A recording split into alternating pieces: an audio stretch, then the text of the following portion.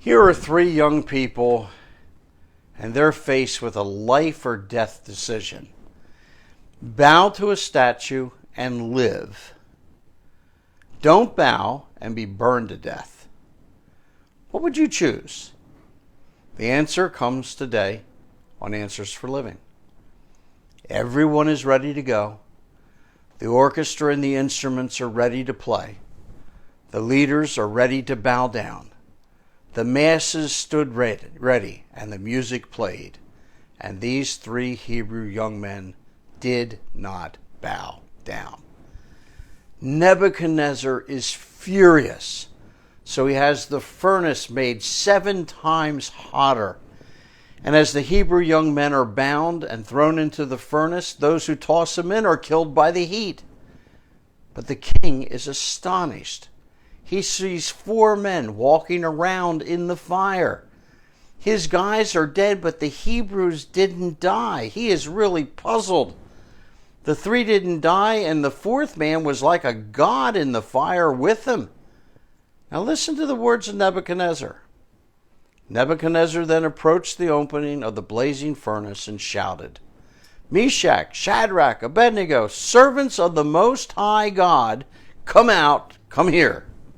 So he calls them by name and acknowledges their God and that they are servants of the Most High God.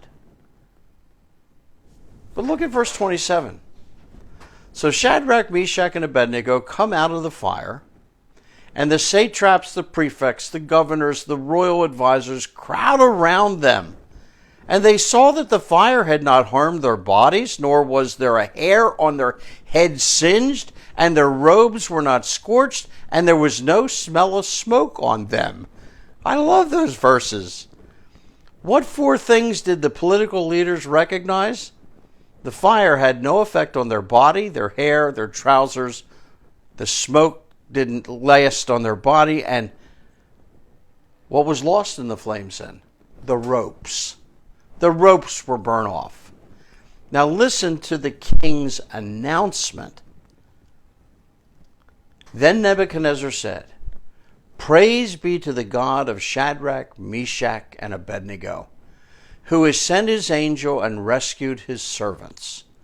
They trusted in him and defied the king's command and were willing to give up their lives rather than serve or worship any god except their own God.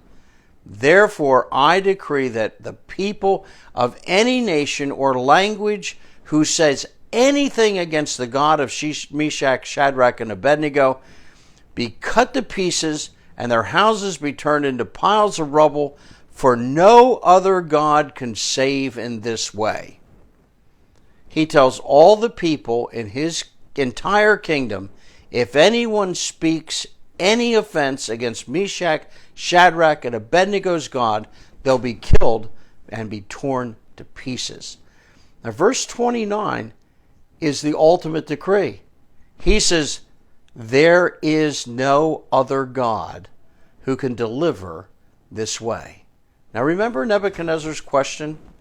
He said, "Who is able to deliver you from my hand?" Now he answers his own question.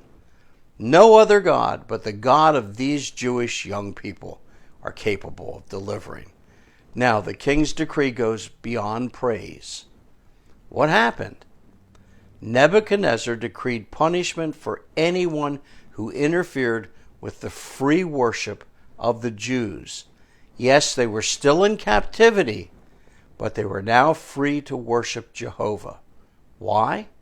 Because these 3 young men did not compromise.